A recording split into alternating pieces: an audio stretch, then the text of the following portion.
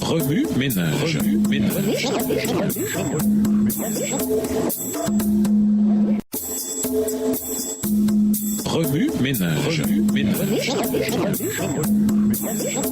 Bienvenue dans votre émission Remue ménage. Nous voilà à la leçon de jeudi, s'impliquer, le caractère d'un homme. Moïse était plus jeune que Joseph et Daniel lorsqu'il fut soustrait à la protection attentive de son foyer. Et pourtant, les forces qui avaient façonné leur vie avaient déjà marqué la sienne de leur empreinte. Il ne passa que 12 ans dans sa famille juive. Mais pendant ces années, les bases de sa grandeur furent solidement posées et nous connaissons à peine celui qui y contribua. Jochebed était une femme et une esclave. Sa condition était humble et son fardeau lourd. Mais à l'exception de Marie de Nazareth, jamais le monde n'a reçu de plus grande bénédiction à travers une femme qu'à travers elle. Sachant que son fils serait bientôt retiré de ses soins, remis à des personnes ignorant tout de Dieu, elle chercha avec d'autant plus de ferveur à attacher son âme au ciel. Elle s'efforça d'enraciner dans son cœur l'amour et la fidélité envers Dieu. Elle y travailla fidèlement. Par la suite, aucune influence ne put entraîner Moïse à renier les principes de vérité que sa mère lui avait enseignés de toutes ses forces par sa vie même. Le fils de Jochebed quitta l'homme demeure de Gozem pour entrer dans le palais des pharaons où la fille du roi l'accueillit comme un enfant bien-aimé. Dans les écoles d'Égypte, Moïse reçut la meilleure instruction civile et militaire possible. À cette époque, l'Égypte était toujours la nation la plus puissante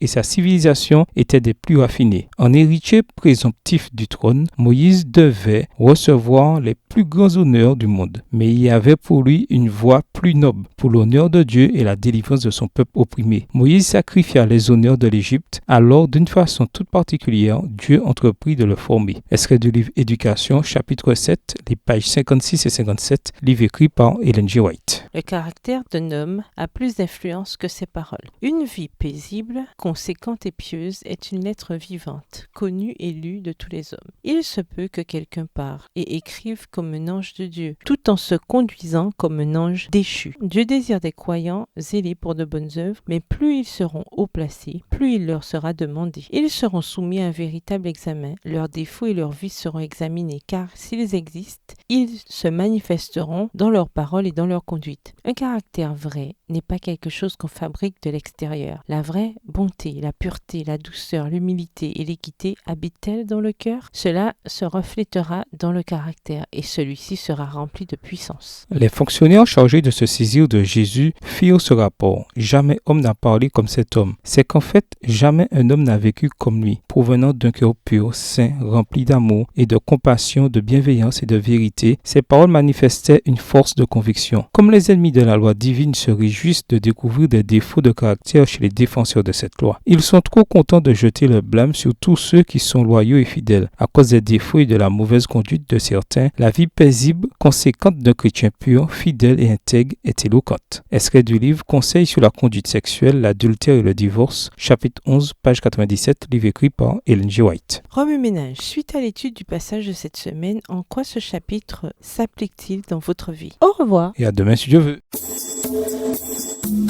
Remue ménage. Remue ménage.